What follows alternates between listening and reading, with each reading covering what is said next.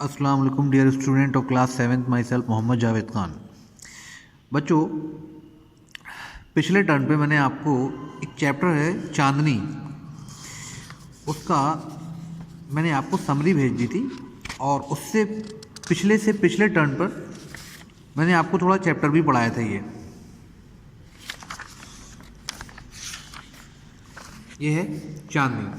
ठीक बच्चों, तो ये मैंने आपको इसकी समरी भी भेज दी है, थोड़ा चैप्टर भी पढ़ाया था। ठीक है, आई होप कि आपको समरी समझ में आ गई होगी, लेकिन फिर भी हम इस चैप्टर को अब कंटिन्यू करेंगे। ठीक है बच्चों, जहाँ तक मैंने पढ़ा दिया था मैं आपको बताता हूँ। मैंने आपको कहाँ तक पढ़ा दिया था?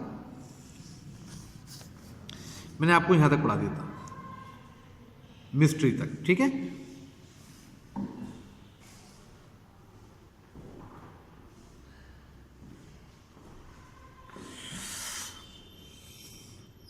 Abu Khan could not solve the mystery.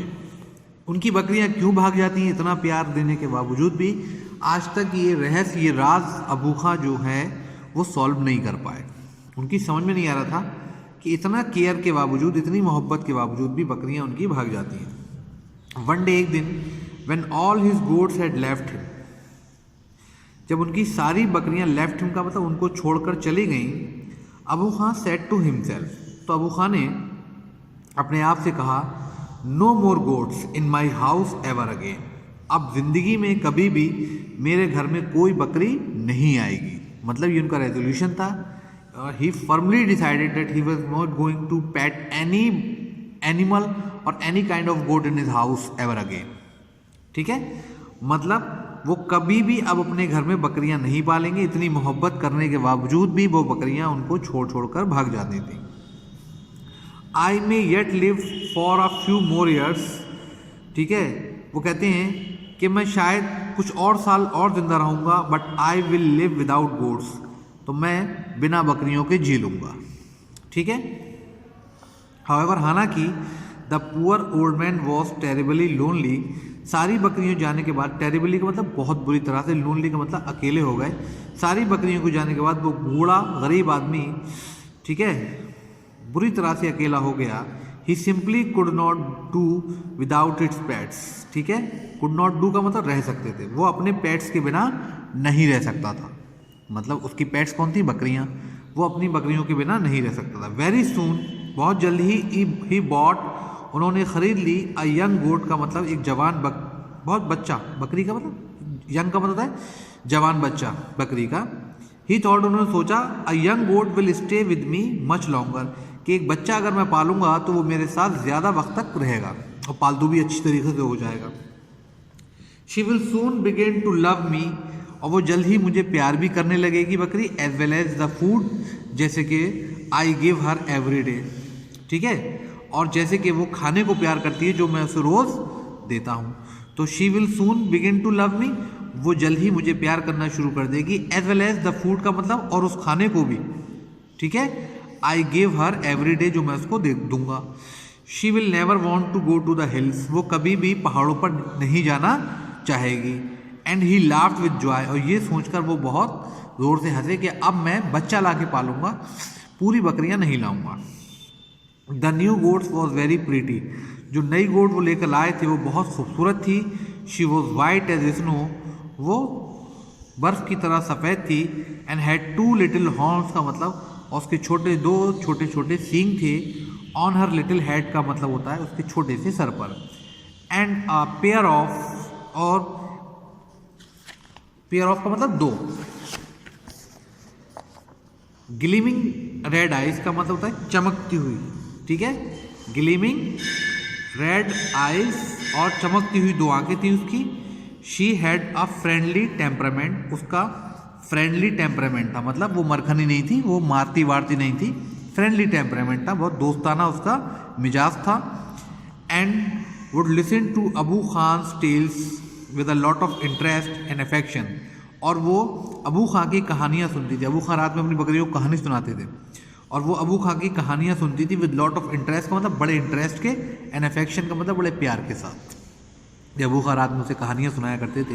Normally जानवर कहानियाँ नहीं सुनते हैं, लेकिन वो बड़ा इंटरेस्ट शो करती थी, बड़ा प्यार से अबू खां जो भी कहते थे वो उसको सुनती थी। अबू खां कॉल्ड हर चांदनी, प्यार से अबू खां उसको चांदनी बुलाते थे, which means the moon light, जिसका मतलब होता है चांद की रोशनी।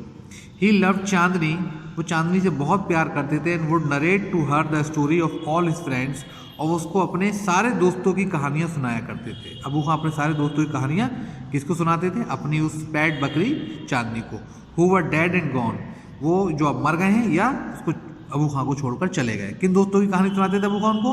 वो या तो जो मर गए हैं या जो चले गए। ठीक है। सेवरल ईयर पास, बहुत साल गुजर गए। चांदनी वॉज स्टिल देयर, चांदनी अब भी उन्हीं के घर में थी अबू खां के, अभी वो गई नहीं थी पहाड़ों पे। जैसे और बकरियां अबू खां को छोड़ छोड़ कर पहाड़ों पर भाग जाती थी, वो कई सालों से अबू खां के पास थी और वो पहाड़ पर भी नहीं गई। अबू खां बिलीव्ड, अबू खां को अब ये यकीन हो गया that Chandni would never leave his compound for the free and fresh air of his hill beyond. ठीक है। अब अबू खां को ये यकीन हो गया था, अबू खां को ये यकीन हो गया था कि चांदनी कभी भी छोड़कर नहीं जाएगी।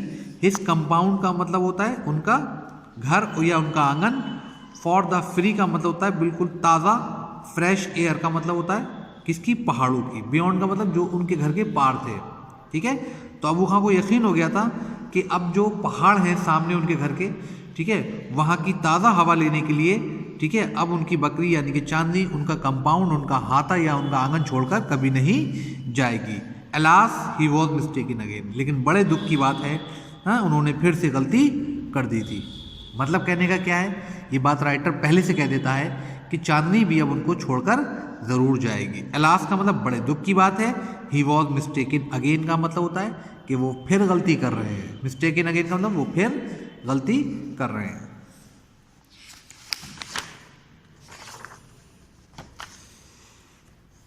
एवरी मॉर्निंग, हर सुबह, Chandni watch the hill top bath in the sunlight. हर सुबह चांदनी वॉच का मतलब चांदनी देखती थी किसको?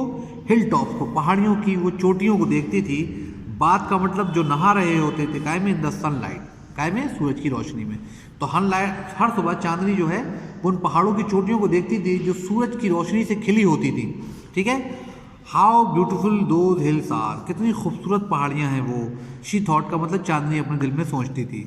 How refreshing the breeze that blows there, how refreshing का मतलब कितनी ताज़ा कर देने वाली। ब्रीज का मतलब हवा है, दैट का मतलब जो, ब्लोज का मतलब चलती है, देयर का थ्रू दैम का मतलब होता है उन पहाड़ों में से होकर जो हवा चलती है वो कितनी रिफ्रेशिंग होगी या कितनी रिफ्रेशिंग होती है, ये वो सोचती थी। अक्सर चांदनी पहाड़ों की तरफ देखती थी और सोचती थी कि हाउ रिफ्रेशिंग द ब्रीज, के कितनी ताज़ा कर देने वाली हवा है। दैट ब्लोज का मतलब जो चलती है, थ्रू दैम का मतलब थ्रू द हिल्स, जो पहाड़ों से होकर चलती है। And how lovely to run, कितना मज़ा आता होगा। टू रन का मतलब दौड़ना। अक्रॉस दोज गार्डन फील्ड्स का मतलब होगा बड़ी बड़ी गार्डन फील्ड्स पर। अब वो पहाड़ों के बारे में सोचना शुरू कर देती है कि वो जो बड़ी बड़ी ग्रीन फील्ड्स हैं, बड़े बड़े हरे हरे घास के मैदान हैं, उन पर दौड़ना कितना अच्छा लगता होगा। She ran toward the hill but had to stop with a jerk, ये सोचकर वो पहाड़ों की तरफ भागती है। But had to stop with a jerk, लेकिन एक झटके के साथ वो उसको रुकना पड़ जाता है। बट हैड टू स्टॉप का मतलब उसको रुकना पड़ जाता है। विद अ जर्क का मतलब होता है झटके से। The rope round her neck wouldn't let her go any further, rope का मतलब जो रस्सी, राउंड हर नेक का मतलब उसके गले में बंधी है। वुड नॉट लेट हर गो, वो उसको आगे नहीं जाने देती है, वो उसको आगे नहीं जाने देती है, मतलब उसके गले में रस्सी बंधी हुई। वो एकदम ये सोचकर जब भागती है पहाड़ों की तरफ, ये सारी बातें कि कितने खूबसूरत पहाड़ होंगे, कितने बड़े बड़े ग्रीन फील्ड्स होंगे, तो जैसे ही सोचकर वो पहाड़ की तरफ भागती है, उसके गले की रस्सी उसको रोक लेती है एक झटके के साथ और उसको आगे नहीं जाने देती। Would not let her go any further का मतलब होता है आगे नहीं जाने देती। How she hated the rope, अब उसको उस रोप से नफरत होने लगी। अब उसको उस रोप से नफरत होने लगी कि इस रोप ने मुझे रोक रखा है आगे पहाड़ों में जाने के लिए। ठीक है बच्चों, ये कहानी काफ़ी बड़ी है, आज मैंने आपको इतनी पढ़ा दी है क्योंकि लंबा वीडियो ज़्यादा अपलोड नहीं हो पाता है। ठीक है, तो वाकई इसका जो बचा हुआ हिस्सा है वो मैं आपको अपने नेक्स्ट वीडियो में इंशाल्लाह ताला पढ़ा दूंगा। ठीक है, इसके क्वेश्चन आंसर तो हो गए होंगे, वो मैंने भेज दिए हैं, समरी भी भेज दी है मैंने, आप पूरी कहानी पढ़ लीजिएगा। पूरी समरी पढ़ के जब आप चैप्टर को सुनेंगे तो चैप्टर ज़्यादा अच्छी तरीके से समझ में आएगा। ठीक है, I hope you understand this chapter. हैं, इसको अच्छी तरह से देखिएगा ज़रूर वीडियो को, समझने की कोशिश कीजिएगा। अस्सलाम वालेकुम।